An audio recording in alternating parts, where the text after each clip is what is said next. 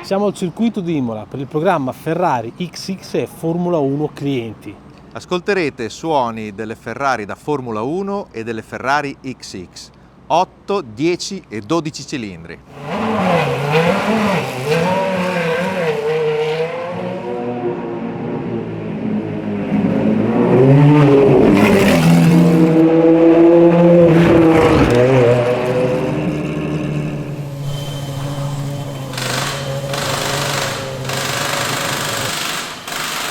C'è chi lo chiama rumore, ma per me è suono. E ne parliamo con uno che se ne intende, Marc Gené. Hai fatto il pilota, il collauditore e il commentatore. Ma cosa rappresenta per te il suono nel motorsport? Il suono è un po' musica per noi, perché il suono lo senti, ma anche quando guidi la macchina lo senti nel tuo corpo, le vibrazioni, no? Infatti più RPM è una frequenza più alta che senti nel tuo corpo. Ovviamente noi ricordiamo, io non dimenticherò mai quando guidi un V10, un V8, un V12, adesso le macchine più moderne sono V6, però il ricordo è quando sento in questi eventi F1 clienti, sento un motore V10 soprattutto, è il motore che più potenza, che va sempre vincolata al suono, no? Normalmente il più potente il motore ha un suono anche più bello. Qual è il suono del motore che preferisci? Piloti vogliamo più potenza, no? Ma per fortuna i motori più potenti normalmente fanno anche un suono più bello, però io ricordo il V10 perché era quello che è arrivato quasi ai 20.000 giri, sono dei numeri che non si arrivano mai più nella storia, e quando un motore arriva a 20.000 giri in un minuto, devi immaginarti un pistone che va su e giù 20.000 volte in un minuto, una cosa veramente incredibile. Era un suono che era musica per me, e in più, ripeto, nel tuo corpo sentivi una spinta che non ho mai sentito in un altro motore. E oggi questo suono possiamo sentirlo, perché qui ce ne sono diversi. Sì, per fortuna solo Ferrari dà questa opportunità ai clienti che sono proprietari delle macchine, ma anche al pubblico che viene a vedere e a sentire queste Formula 1. Le attuali fanno anche un suono bello, ma non a livello di quello che davano o dà i motori V10 e V8. Marc, io ti ringrazio davvero tanto, è stato un piacere, il tuo contributo è stato veramente importante. Grazie. E complimenti per la carriera. Grazie mille, grazie.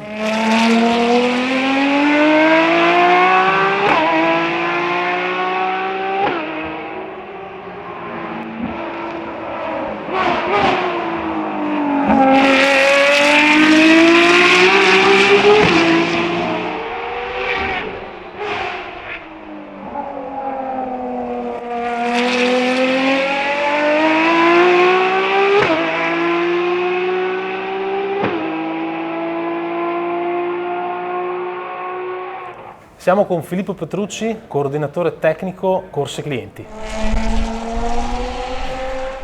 Com'è nata la passione per le auto? Allora, io sono di Monza e sono cresciuto letteralmente a 2 passi fuori dall'autodromo di Monza.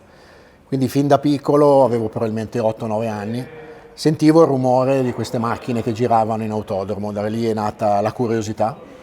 E poi quando avevo 9 anni mio papà mi ha portato a vedere il primo Gran Premio della mia vita di Monza, nel 78 era, e subito fui fulminato da questo suono che producevano le macchine, una cosa che non avevo mai sentito prima e che mi ha fatto innamorare delle auto da corsa.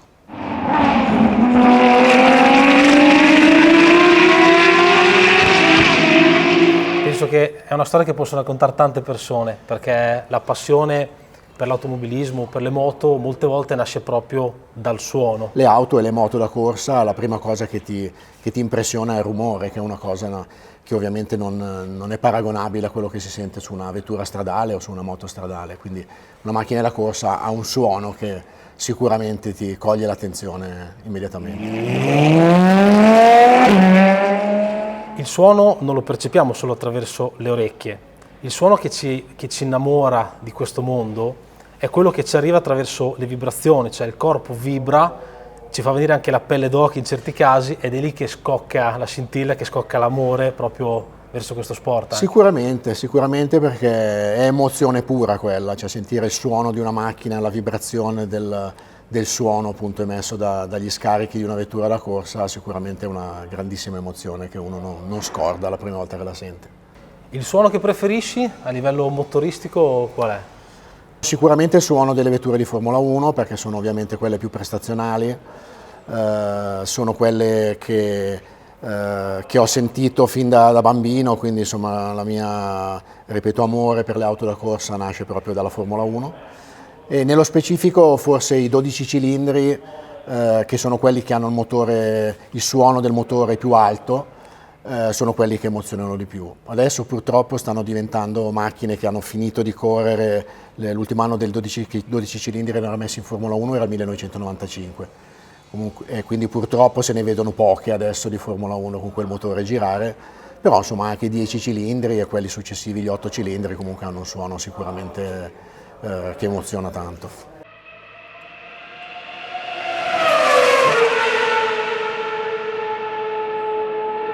Che cosa cambia a livello di suono tra un 12 cilindri, un 10, un 8? Cioè perché lo percepiamo in maniera diversa? Allora dipende da tanti fattori, uno dei fattori sicuramente è la cilindrata. Intanto diciamo che sulle macchine da corsa, a differenza delle autostradali, la differenza del fatto che hanno un suono proprio molto diverso e molto più alto, diciamo, è data dal fatto che non ci sono dei silenziatori come ci sono sulle autostradali o sulle motostradali, dove ovviamente è obbligatorio rispettare dei limiti sul rumore, sui decibel che può emettere il suono del motore. Quindi hanno gli scarichi liberi, quindi questa è la prima cosa che ovviamente rende molto diverse le auto da corsa rispetto a quelle stradali. Poi parlando un po' più nello specifico, la differenza possono fare tante cose, come dicevo, dalla cilindrata del motore ovviamente, alla lunghezza degli scarichi, ai materiali degli scarichi, al fatto che tra l'uscita del motore e la coda di scarico da dove esce il suono ci possa essere qualche dispositivo nel mezzo di questo tracciato, quindi sono tante le cose che possono cambiare il suono di un motore.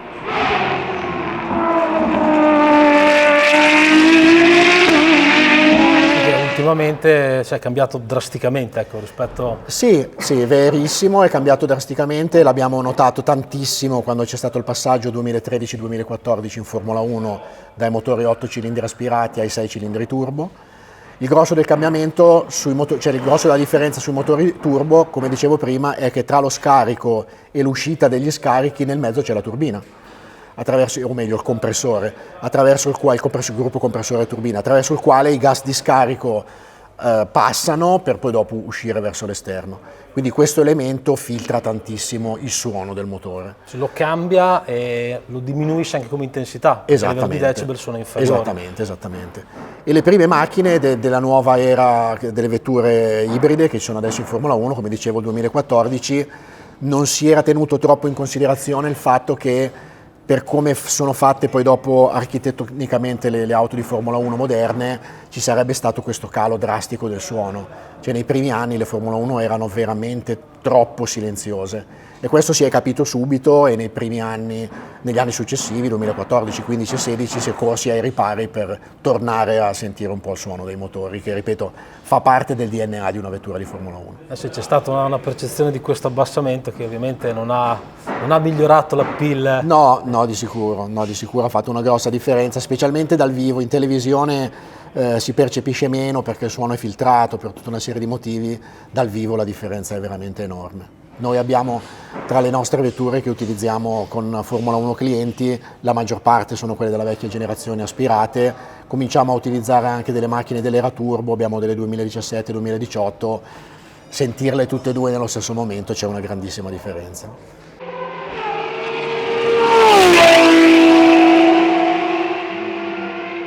Io comunque mi sono innamorato della Formula 1 negli anni 90, io abito circa a 30 km da qui e negli anni 90 da casa mia si sentiva la Formula 1, cioè, quando facevo il passaggio diciamo in questa parte qua, Rivazza, così si sentivano le macchine, quindi mettevo fuori in campagna, sentivo, al di lì diciamo che mi è scoccato un po' la scintilla, l'innamoramento verso... Per me è la stessa cosa, abitavo un po' più vicino all'autodromo, avevo un cugino appassionato tanto quanto me, che anche lui abitava abbastanza vicino all'autodromo, come c'era un rumore ci chiamavamo, questo rumore qui c'è qualcosa di grosso che gira in autodromo, andiamo perché qui è una Formula 1, e allora insomma solo sentendo il suono da casa partivamo per andare in autodromo a vedere le macchine.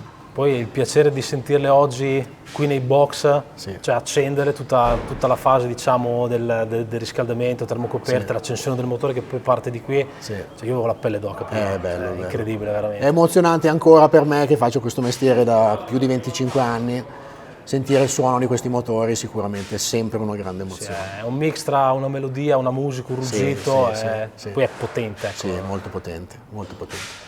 Filippo, grazie per il contributo, è stato un piacere, piacere. grazie a voi. E Grazie a complimenti. tutti. Grazie.